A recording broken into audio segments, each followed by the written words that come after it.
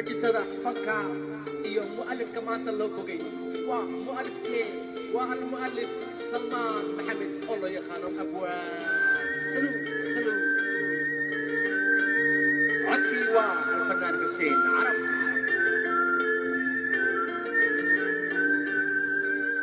madaxaada waaye majruur leedahay muddo yarayna miirka adiga qaadaye madaxaada waaye majnuun leedahay muddo yarayna miirka adiga qaadaye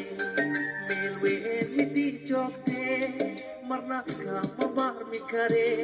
macaani ha imoodine muraadkeyga tahaye maanta waa kuu dhigtaye maxibadii jaceelkii محبتي جعلي موقفي سعادة مدحا ضواي مجنون لدهاي مدعا يرينا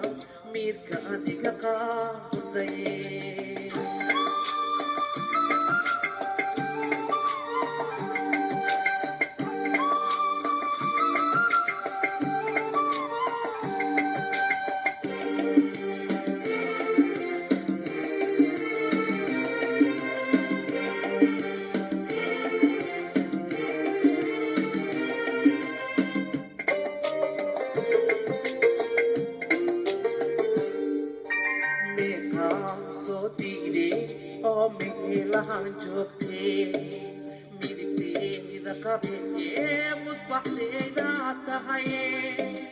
ما شاء الله مني كنت هيني مولا وحي سومي